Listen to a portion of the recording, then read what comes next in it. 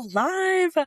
Welcome to the latest episode of We Went to Miami. I am joined with literary legend, teacher of the year, and teacher of the year is like not even giving you the correct accolades. One and only Sharon Draper. Welcome to the show, Sharon Draper. Thank you. Thank you. It's delightful. Absolutely delightful. I'm glad to be here. I live in Florida now, which is a long way from Miami, but I get up there, believe it or not, for one reason or another. I get there probably at least once a year. No way. When was the last time you were on campus? Uh, There was an event. I don't remember what it was, That is but it was okay.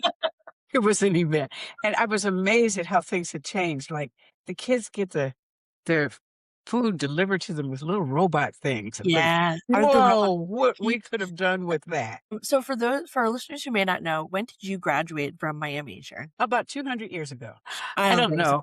I don't have an exact date because I kept going back and I took extra classes and then I go back and I do something. So it was in the 60s. Okay. Most of the 60s I was there at one time or another. And what brought you to Miami in the first place? Well, my husband played football for them. And Oh, so we would go to the games and watch him and cheer him on. And there were lots of football games. And so I got to know the campus. I got to feel comfortable there. And then I got my master's at Miami. okay. So, so I went back to school and I was heading for my doctorate, but I had a baby and that kind of stopped everything. That makes sense. In your own words, how would you describe yourself as a professional and what you do? Well, when I first started teaching, teachers weren't given the title of professionals, Mm. and I was an early advocate for that. Yeah, we are professionals. This is, they respect doctors and lawyers, and the doctors and the lawyers couldn't be what they were unless they had good teachers. Absolutely. So I was, you know, I've always been active and involved in whatever was going on at school, at home, on campus, and whatever. So, what was the end of your question? I'm sorry. No, you're saying, how would you describe yourself as a professional and what you do? Oh, as a professional, you're a professional if you do this because you love it. If you do this because you must. If you do this because it's the best thing that ever happened to you and you get to do it all the time, and you take it seriously. You can't let your profession take up the rest of your life. But if you take it seriously, that's what a professional does. The learning, the knowledge, the sharing, that kind of thing. And I got a lot of that from Miami. I love that. And to explain to our readers a little bit about what you do, to my understanding, you are a teacher turned author and then Yes. have over 20 plus books. Of one of Yes. those, even Disney had scooped up into a Yes. short film, if I have that correct. Yes. Yes. So, Yeah.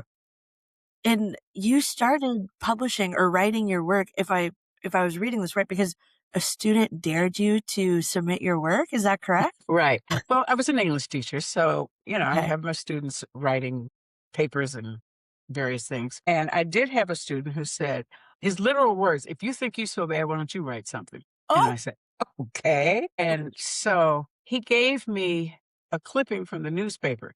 This is back when we had newspapers. Boys and girls, those are pieces of paper with little print on them, and you had to physically pick them up with your hands. They weren't on the screen. Screens hadn't been invented yet.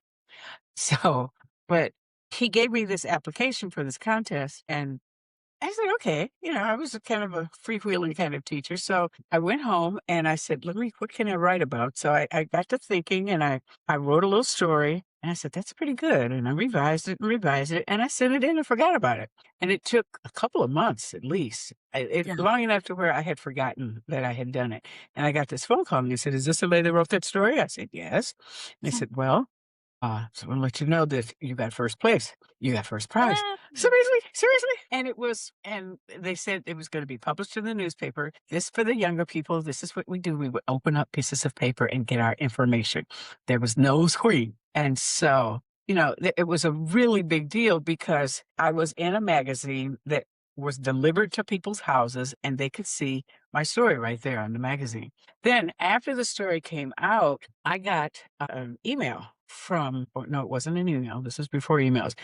Had to be a regular phone call from Walter D. Myers, who said, "You have a gift. You need to write." how Now, Walter beautiful. D. Myers is highly respected in the young adult fiction category, and he said, you've got something going for you. You need to write it and then write something else. So he was the first person that ever gave me validation for what I do, validation for the writing. He said, what you write is good. Keep going. And that was his way to, encourage me. I love that. And prior to being an English teacher, were you always writing? When did you first start considering yourself a writer? I was always reading, okay? Okay. And you cannot be a writer unless you're a reader. Anybody who comes to me and says, "I'm gonna write a book." I said, "Good. What have you read?" "Oh, I don't read books." Then you can't write a book. You have to have words inside your head. Shortly after that meeting with that writer, and he said, "You are a writer," and he said, "Just go out there and write some more and write some more." He wrote, I don't know, 50 books before he passed away. And he was the one who encouraged me. So I do that a lot. I try to encourage the next generation coming up. Yes, you have a gift. Yes, no, you need to go to dental college. You're not going to be a writer. So, and that's how a community should work, where somebody who has achieved some kind of success encourages the next generation. And he did that for me. I love that. And, when I was researching your journey and your career for this interview, something that was very unique to me is that on your website, you actually have a Q&A section for future writers. I find that very unique. So do a lot of folks reach out to you asking for advice on how to get published or asking for Well, connections? I'm going to I'm gonna do something I've never done before. I'm gonna do a writing workshop, Whoa. maybe during summer vacation. Yeah. And I'm gonna encourage people who say, "I wanna write a book, but I don't know how." That group of people and say, "Okay, do this, don't do this, try this, don't do this." You cannot write a book until you have read a zillion books. My library was walking distance from my house, so I literally read every single book on the elementary side of my library. My mother took me every Saturday, and I read all of the books on the elementary side by the time I was 10 or 11. And you had to be, I think, 12 or 13 to get books from the adult side. Oh, But the wow. librarians knew me, and so I got to get anything I wanted, and I got some good stuff. After a while, they didn't check me so closely. I learned a lot of things by reading. Oh, so that's how that works. And what was the first piece of writing that you wrote that made you feel like, "Ooh, I'm pretty good at this"? Probably Tears of a Tiger was the first book, and I didn't I knew I knew what a reader was, but I didn't know exactly how you moved from reader to writer. And so I wrote Tears of a Tiger, and I sent that book to 25 publishing companies in New York. All of them. You name the big ones, I sent it to them. Every single one of them said no. And this was back when you had to physically send Oh, a wow. typed manuscript in the mail by the postal service. You guys are just so spoiled. You don't even know. I published my first book last October, and Uh-huh. querying online, like, I was stressed out. I can't imagine, like, having to Yeah. mail each packet. Yes, you had to mail them. And I sent 25 copies of my story to 25 publishing companies. I got 24 rejection letters in a Yeah. row. And it took weeks for all those rejections to come in. No, no, no, no. So I'm getting depressed. I said, well, clearly this is not what I'm supposed to do. And then the very last letter, and I was sad and tired and depressed. And I opened it up, and it was from Simon and Schuster. And it That's incredible. said, "We love your book. Would like to publish it." So that I will always be thankful to them for seeing that. Have you And remained with them throughout your, like, 20 plus yes, I books? have. Yes. That's Yes. incredible. Yes. There's no sense in jumping around.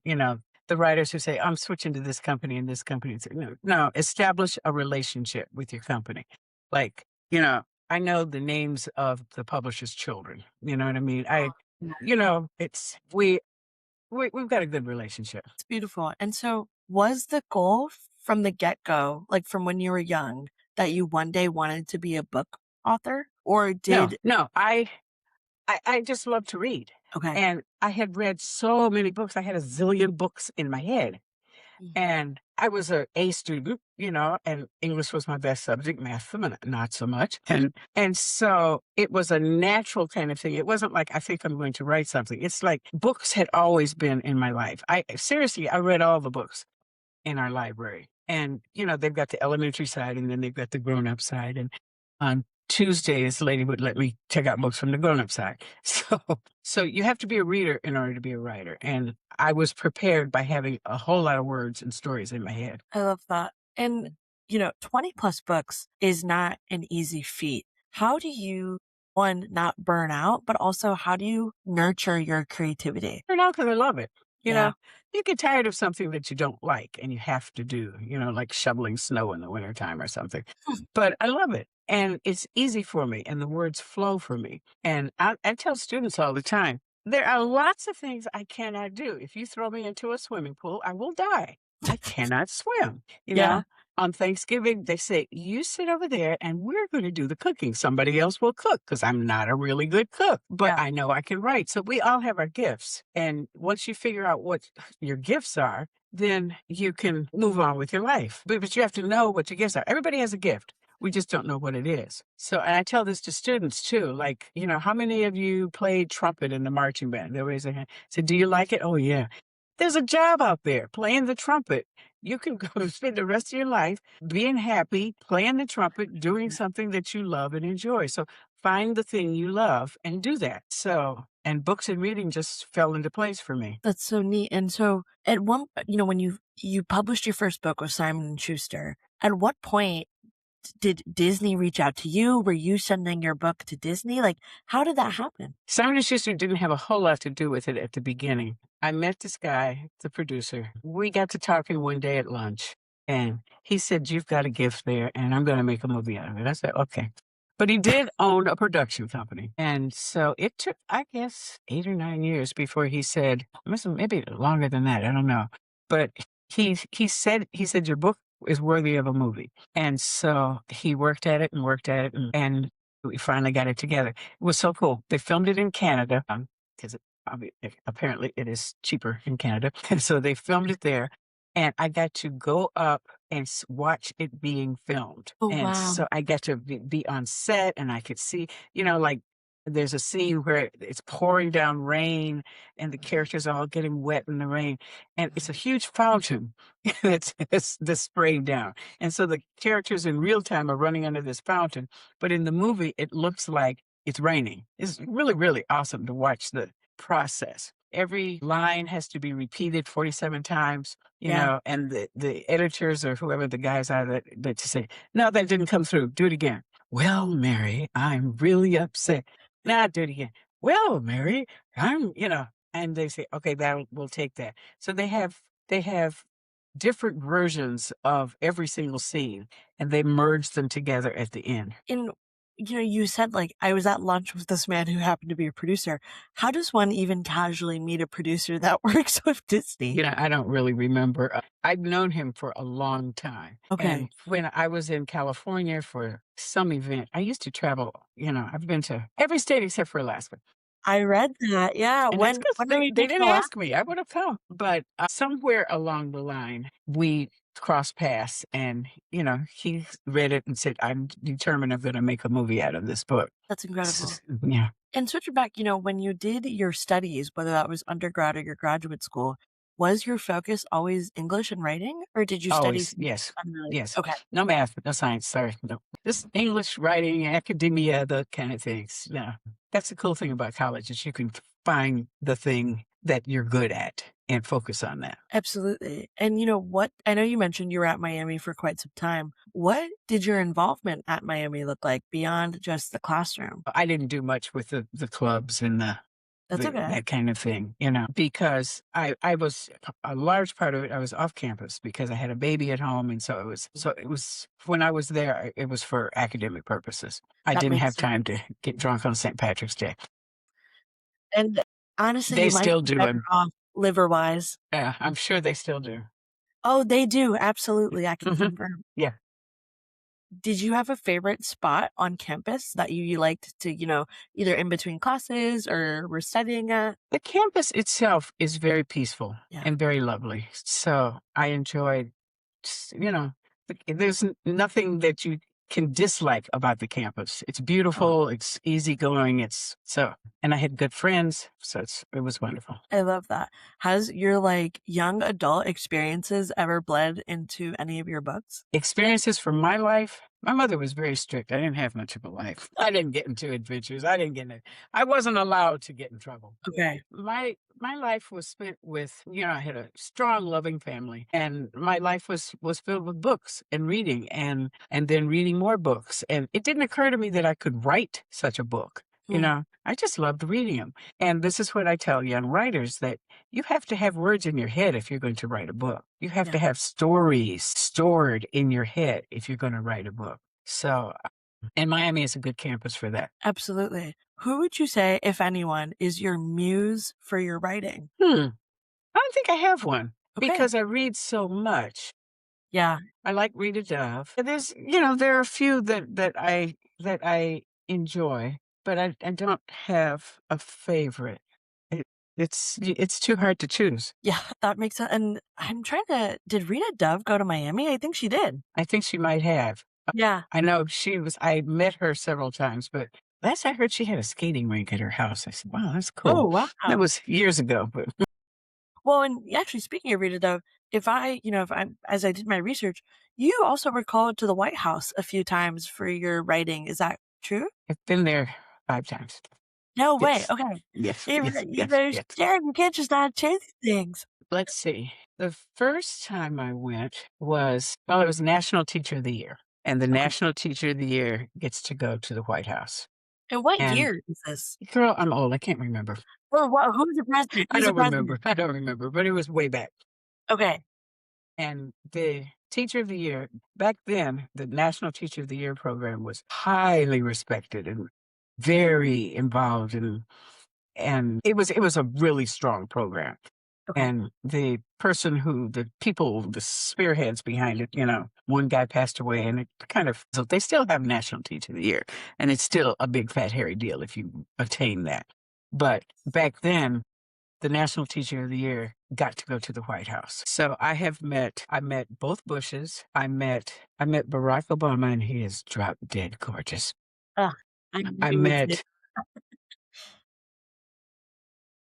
I got to take my parents to the White House. When I was oh, honored for being national teacher, I got to take my parents, and it was, they came from the generation before me where they weren't offered a whole lot of education, and they weren't given the opportunities that I was given, and my grandchildren are doing things that I would never have imagined.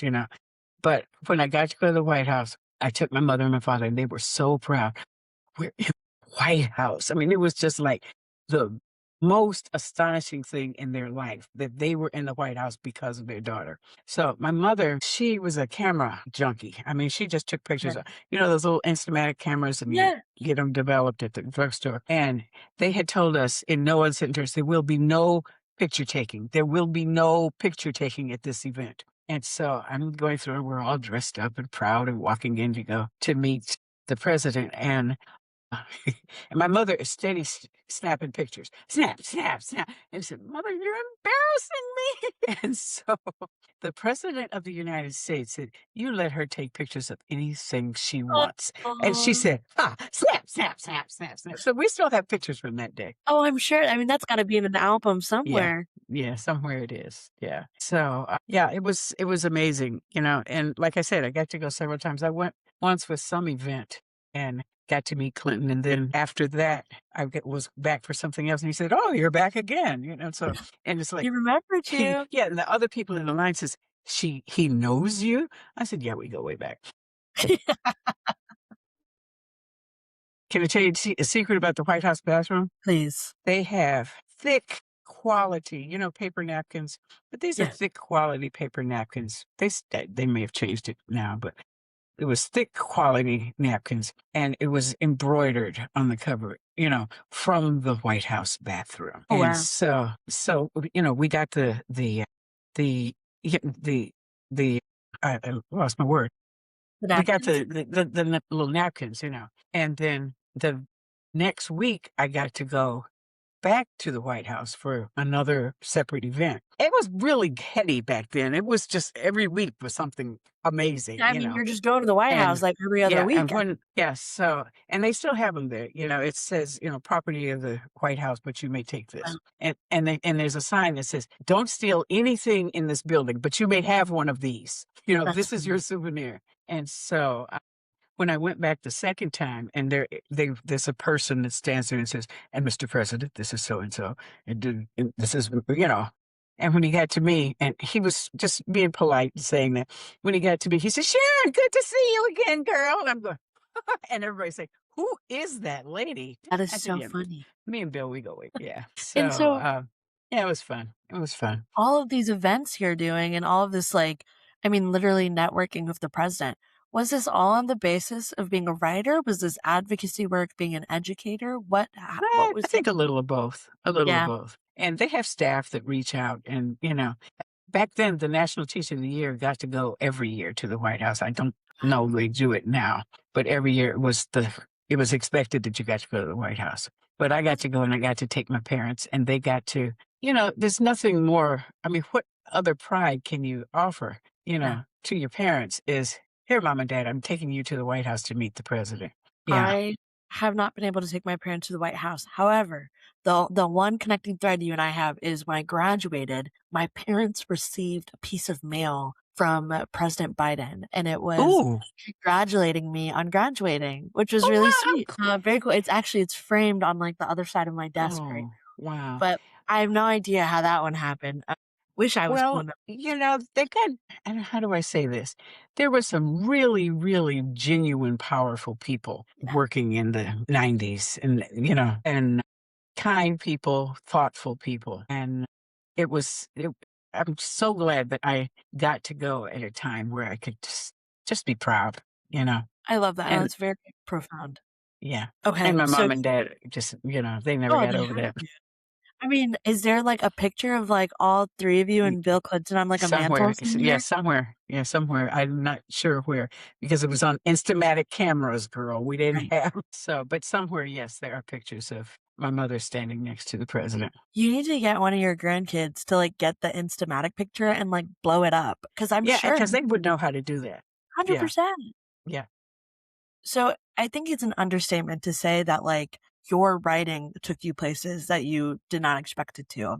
Of the journey thus far, where is your favorite place it's taken you? Whether that is, like, a physical place or, like, just, a space in itself that you got to go and have an experience? Well, because I was National Teacher of the Year, I got to go all over the world. I went to China and Japan, and there is Oh, a place where China is right across the street from Japan. Here is China. If you cross the street, you're in Japan.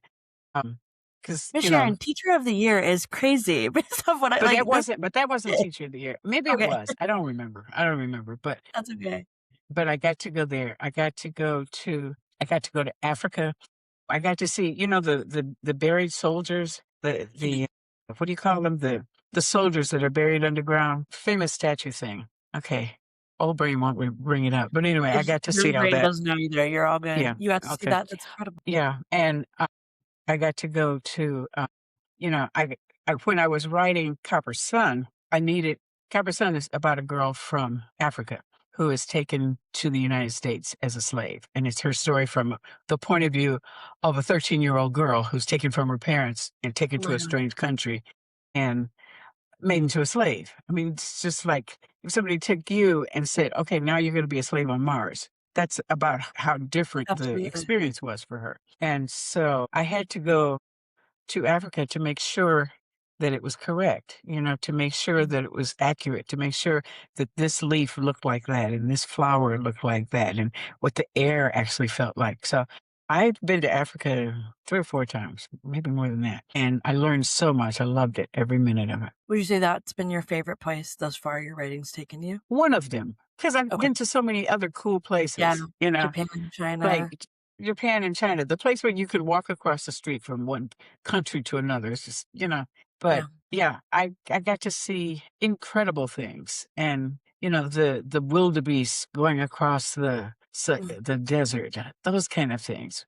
We slept in a tent with giraffes looking in the Oh window. my It was gosh. really, really, it was a genuine safari. That's beautiful. And, I know you've written, what, 26 or 28 books so far, if I have that I've right. lost count. I don't know. So I was gonna say, of the ones you have written, is there a favorite child? Am I allowed to ask you that? Well, Tears of a Tiger, because it was the first one, Yeah. it's like my firstborn baby, and I didn't know much about the writing field. I just knew the book was good, and I knew that the story had to be told. So that's kind of that's my baby of my heart. And then Copper Sun, because that tells the Africa story, Mm. and it goes in depth to what it's like for one girl to be taken from her mother and her father and everything she knows and loves, and be taken to a foreign country and made a slave. Like, what if they did that to you? It's just, so that's Absolutely. how I tried to write it so people would see that. And I'm trying to think what else. Those two stand out the most, but it's like asking you of your children, which one is your favorite Oh my child? goodness. They're all my children, and so I can't really choose one. They all have Absolutely. their own place and purpose. Stella by Starlight is one that I don't usually get asked much about. This one is called Stella by Starlight, and it we used to go every summer to visit my grandmother who lived in North Carolina. And I was a city girl, and grandma lived on a farm, and we had to go out and milk the cow and, bring in the chicken eggs and things. It was a genuine farm. And so I learned a lot by that. So Stella by Starlight is a story about that kind of period of time and the difficulties that face ordinary people. We still haven't grown up very much because still ordinary people are not allowed to just live their life and do what they want to do and be happy.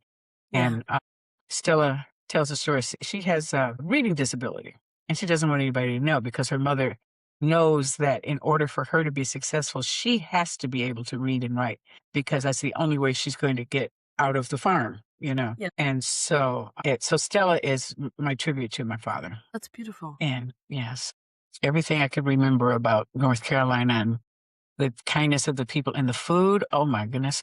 Good, good, good.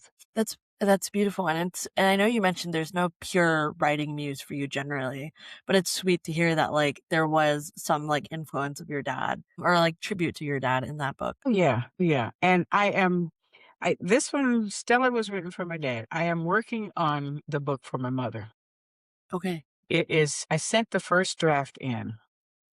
And when I send in the first draft, it'll be 200, 300 pages. And my editor will look at it. And I will have worked to make sure it is absolutely perfect. And she'll send me the first comments on it. Well, it's a nice start, dear.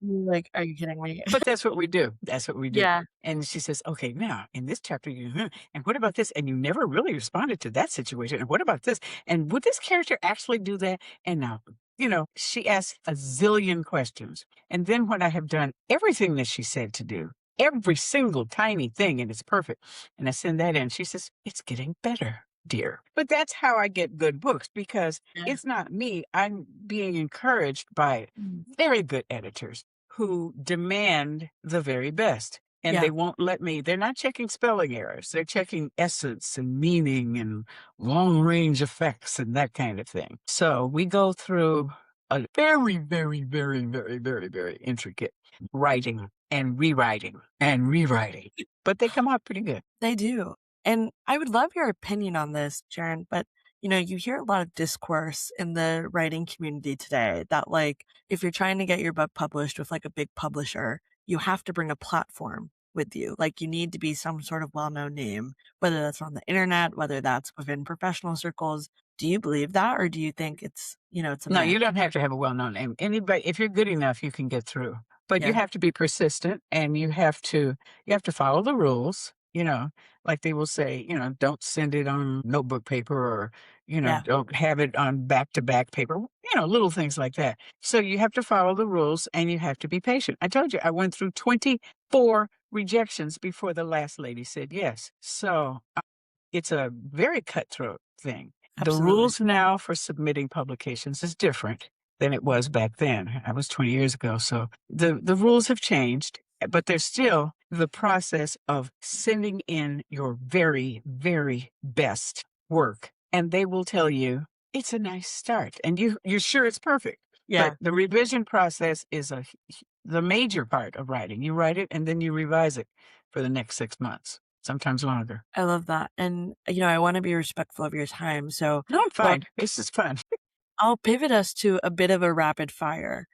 Okay. A little bit about your time at Miami, but not completely. But I wanted to open up first to, is there anyone at Miami who really profoundly impacted you as a writer that you wanna give a shout out to? No, Or as a person? Nope? Okay.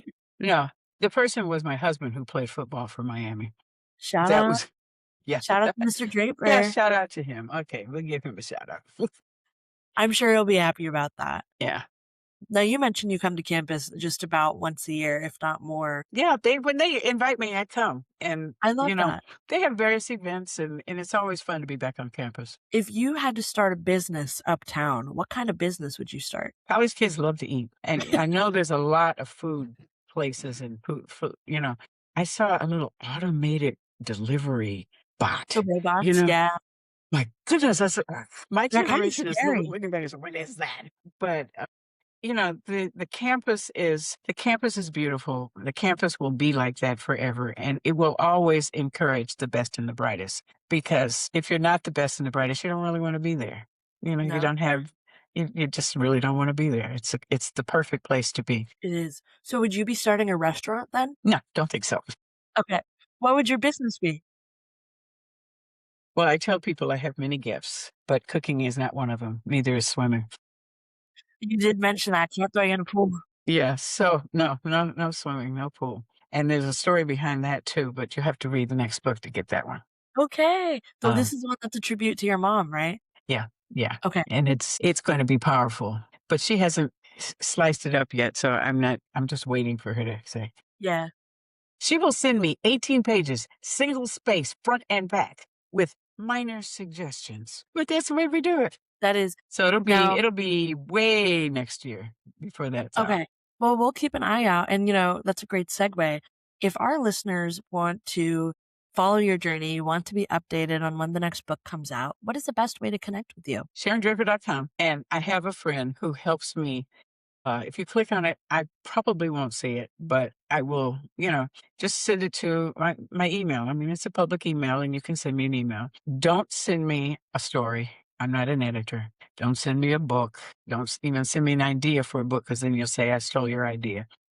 Mostly all the communications, everything is done online now. So, I am starting in the next few weeks. I'm starting a writing workshop How wonderful. where people who said, I think I could write a book, but they have no idea what to do after that. So I'm Yeah, going to do, I think it's a 3 or 4 week thing in the next okay. few weeks. We'll be launching it And that'll be soon. available on your website if folks are Oh, yes. interested. Oh, yes. And it's just gonna be, if you think you wanna be a writer, I will give you pointers, suggestions, warnings, "Don't do this. This is a good idea." We'll read some things, we'll look and analyze and whatever. So it's just, since I was a teacher for 9,000 years, I can do this. So it's just a Love the writing journey. workshop of these are some suggestions to make your writing successful. No guarantees, just do this, but don't do that, flow of your words, Yeah, number of words on a page, that kind of thing. So that's going to be starting. If you send me an email, I will send you the link for it when okay. it's up. It's a few weeks away, but remind me by sending me an email and I will send you the link and you can sign up Sounds for it if good. you want to. Yeah. Absolutely. And I will make sure in the description of this episode for our listeners, we put your website in so folks can Hmm. click on it as they're listening and make sure they're staying connected. And Okay. I just thank you for your time today, Sharon. Oh, I this feel is like, so much fun. I could talk all night. oh, yay, I'm glad you had a good time. And I just know like so many young adults who are listening to this are feeling inspired. They're feeling motivated. They're probably buying your book on Amazon right now. And they're also probably Googling how to like become teacher of the year and meet a president right now. And seriously, your journey is so inspiring and your outlook on life and work is so lovely. And, Miami is so grateful to call you an alum. I'm proud of it. I'm proud of Miami. I'm blessed to have accomplished what I did. My mother, who is 101 years old Oh, wow. and still tells me what to wear. When I go to see her, she will say, "So have you written anything else, dear?" "Okay, mom, I'm working on it." But It she never was the ends. one who started me reading when I was 3. She held my hand through the entire journey. She laid the So, foundation. That's yeah. beautiful. So And are your that's kids big readers by default? My daughter is a literary person, but she is a dancer Okay, and she owns a ballet studio. that's So incredible. she got that side of of Yeah, the creativity. gate. Yeah. And my son he's into techno wizardry that I don't understand. He does that kind of stuff. Oh, Good. That's really good, son. Yeah, keep on doing that thing you do. But they're doing fine. that's wonderful. Well, thank you again for your time today.